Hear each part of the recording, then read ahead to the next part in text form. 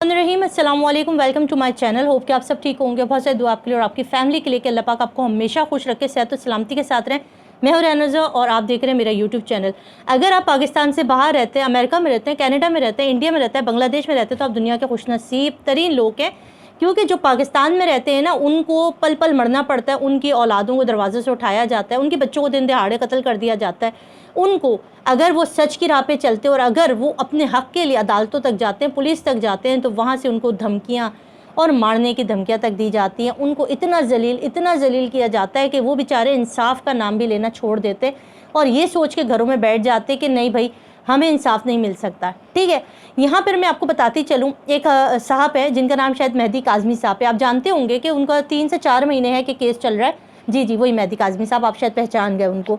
उन्होंने बड़ी हिम्मत की और उनकी बच्ची को जो है वो दरवाजे से रमज़ान के महीने में अगवा कर लिया गया। बड़े मुश्किल से उन्होंने FIR दर्ज कराई, बड़ी तिल्ले मिल्ले करके जो है वो केस चलाने की कोशिश की।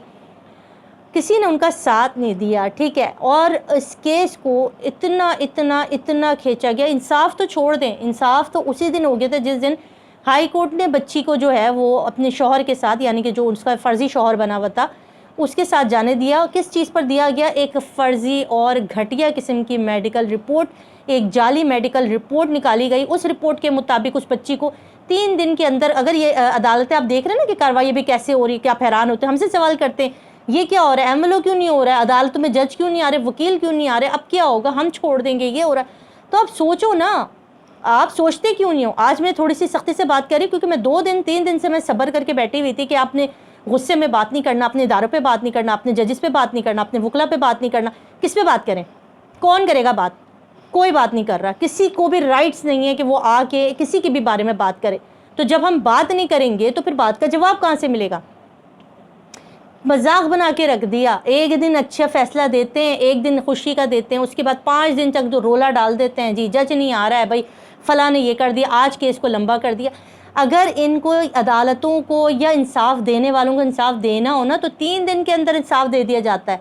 एक जाली मेडिकल रिपोर्ट निकलती है, उस जाली मेडिकल रिपोर्ट की बुनियाद पर जो है माँ बाप को अहाता अदालत में जलील ख्वार करके रोता धोता छोड़ कर जो है बच्ची को मुल्ज़िमान के हवाले कर देते हैं। मुल्ज़िमान 3 महीने उस बच्ची को नशा भी देते हैं, इंजेक्शन भी देते हैं, मारते भी होंगे, कूटते भी होंगे।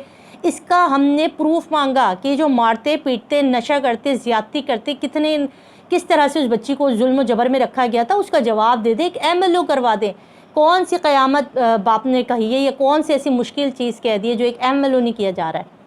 कोई मुश्किल काम नहीं था भाई, आप बता देना। बच्ची के साथ ऐसा नहीं हुआ, बच्ची बड़ी खुश खुर्रम थी, जो दिखाया जा रहा था बड़ी भाई बच्ची बड़ी ऐश के साथ थी, बच्ची बड़े मज़े से घूम रही फिर रही, फुल मेकअप करके, अच्छे मंगे के कपड़े पहन के आके बिठाते दिया जाता था और लाइव सेशन दिखा रहे हैं, बच्ची कितनी खुश है, बच्ची कितनी आराम से। बाप को ये तक कहलाया गया कि आपने बच्ची को घर ले जाके इसका अचार डालना है, मताल के बच्ची का तो बेड़ा गर्क हो चुका है। अब कौन इस माशरे में उस बच्ची को अडॉप्ट करेगा? यहाँ तक उस बाप को कह दिया गया। फिर भी वो बाप नहीं माना, वो भी लगा रहा और उसने कहा कि मैंने अपनी बच्ची को वापस अपने घर तक लाना है। बहुत मुश्किल, बहुत ही कठिन और बहुत ही रास्ते में खारदार सफ़र था, मगर इस सफ़र को तय किया बहुत सारे ऐसे लोग जो उनसे प्यार करते थे, जो उनसे मोहब्बत करते थे। अब इस गैंग को समझ में क्या है, उन्होंने कहा प्रेशर बढ़ा है, ठीक है, अदालतों पे प्रेशर बढ़ा है, अब हम 3 दिन के अंदर ये केस नहीं निकाल सकते। अब जो प्रेशर आया है उसके बाद इस केस को ठीक तरीके से खींचना पड़ेगा। इतना खींचेंगे कि इसके अंदर एक तो माँ बाप को जो देख रहे हैं लोग, माँ बाप के गम में, और बाप और माँ की जो हालत है बच्ची से बिछड़ के, उसके गम में जो लोग देख रहे हैं वो भी तौबा करेंगे। अगर उनकी भी खुदा न खास्ता जो और पाकिस्तान में बच्चियाँ हैं वो उठाई गई हैं, तो वो भी कानों को हाथ पकड़ के कहेंगे कि भाई हम अपनी बच्ची पे फातिहा पढ़ लेंगे, मगर हम अदालतों का रुख नहीं करेंगे। ना तो हमारे पास इतना पैसा है और इतना टाइम है कि हम दुनिया के सारे काम छोड़ के अदालतों में बैठे रहें और अदालतों का काम निपटाते रहें। अफसोस मुझे हो रहा है क्योंकि ये मुल्क मेरा है, ये मुल्क कायद-ए-आज़म मोहम्मद अली जिन्ना और न जाने कितने माँ बाप, कितने बहन भाइयों की जानों को नजराना दे के ये मुल्क पाकिस्तान बना था।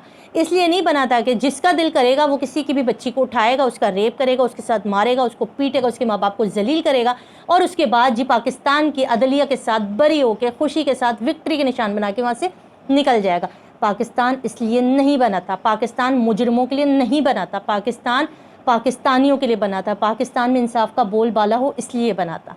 मगर आज हमारे पाकिस्तान को कोई गैर आके नहीं लूट रहा, आज पाकिस्तान को कोई गैर आके यहाँ पर उनकी बेटियों की इस्मत दरी नहीं हो रही है, कोई गैर आके बच्चियाँ नहीं उठा रहा, इसी पाकिस्तान के लोग हैं। اور اسی پاکستان میں بسنے والے لوگ انصاف کی راہ میں آ رہے ہیں۔ یہاں پہ انصاف دینے والا انصاف کیوں دے؟ میں کسی جج کو نہیں کہہ رہی، میں کسی وکلا کو نہیں کہہ رہی، کیوں نہیں کہہ رہی کہ وہ خود معصوم لوگ ہیں۔ وہ اس لیے معصوم لوگ ہیں کیونکہ وہ بھی اسی پاکستان میں رہتے ہیں، اسی کرپٹ نظام میں رہتے ہیں۔ آپ کیا سمجھتے کہ جج کیا خلائی مخلوق ہے؟ وہ آسمان سے اٹھ کے آ رہا ہے، وہ اپنے گھر سے آتا ہے، اس کی بھی ایک فیملی ہے۔ یہ جو دھمکی لگانے والے جنہوں نے مہدی کاظمی صاحب پر، یہ جو کورٹ رپورٹرز تھے، ان کو زہر دینے کی کوشش کی، تو کیا ججز کو دھمکیاں نہیں دی جاتی ہوں گی؟ مجھے نہیں پتا، میں وثوق سے نہیں کہہ رہی، میں ایک مثال دے رہی ہوں آپ کو کہ جب کوئی بھی اپنا فیصلہ منوانا چاہتا ہے تو قتل غارت کی دھمکیاں دی جاتی ہیں۔ میں یہ نہیں کہتی کہ ججز کا جو ہے ابھی تک کوئی، ججز ماشاءاللہ بہت اچھا کام کر رہے ہیں۔ ظہیر اور شبیر کو جیل تک پہنچا، نور بی بی اور رائے خرم کے اریسٹ وارنٹ جاری ہو گئے، ضمانت ابھی تک نہیں ملی ہے گواہان کو، نکاح خواہاں کو۔ ججز اپنا کام بھرپور طریقے سے کر رہے ہیں، مگر دیکھنا یہ ہے کہ جو اس گینگ کے پیچھے جو لوگ موجود ہیں وہ کون ہیں؟ کیا وہ پاکستانی نہیں ہے؟ کیا وہ انڈیا سے آئے ہوئے؟ کیا وہ امریکہ سے آئے ہوئے؟ وہ کون ہے؟ وہ کیوں اس قدر ضلالت دکھا رہے ہیں؟ وہ کیوں اس پاکستان کے اندر انتشار پیدا کرنے کی کوشش کر رہے ہیں؟ وہ پاکستانی عوام کو اپنی عدلیہ سے بدزن کرنے کی کوشش کر رہے ہیں۔ کیوں؟ کیونکہ جس طرح سے اس کیس کو لے جایا جا رہا ہے، جس طرح سے یہ کیس آگے بڑھ رہا ہے، جو ماں باپ اس کیس پہ جڑے ہوئے تھے، جو اس کیس کو دیکھتے تھے کہ ایک پاکستان میں اگر ایک باپ کی بچی کو اغوا کر لیا جاتا ہے اور وہ اس کے لیے ایک جنگ لڑتا ہے تو اس کو کب کامیابی ملے گی؟ گو کہ کامیابی قریب ہے، مگر ہر سیڑھی کامیابی سے 100 گنا دور لے جاتی ہے۔ بہت افسوس ہوتا ہے یہ سارا کچھ دیکھ کے، اور اس کے اندر بہت سے ایسے لوگ بھی شامل ہیں کہ جو اس کیس کو اور ہم لوگوں تک وہ باتیں پہنچاتے ہیں جس سے ہمیں عدلیہ سے ہمارا دل جو ہے خراب ہو، مگر الحمدللہ ہمارا دل کبھی بھی خراب نہیں ہوگا، کیونکہ ہمیں پتہ ہے ہماری عدالتیں انصاف کریں گی۔ یہاں اگر 100 خراب ہوں گے تو ان میں سے 10 اچھے بھی ہوں گے، ٹھیک ہے، جیسے ہر جگہ ہوتا ہے، ہر ادارے میں اچھے برے لوگ ہوتے ہیں۔ اور یہ جو ابھی بات کی جا رہی ہے، مجھے یہ بھی سمجھ میں نہیں آ رہا ہے کہ نور بی بی میں ایسا کون سا جادو ہے، ایسی کون سی سلیمانی ٹوپی ہے اس خاتون کے پاس کہ وہ غائب ہو جاتی ہے؟ کدھر غائب ہو جاتی ہے وہ؟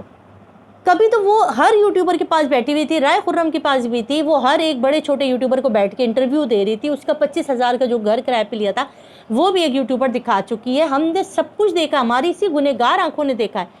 آج جب ہمارے کان کہتے ہیں کہ ابھی تک نور بی بی نہیں مل رہی، ابھی تک نور بی بی مل رہی، تو پھر تو اداروں کے اوپر سوال اٹھیں گے نا۔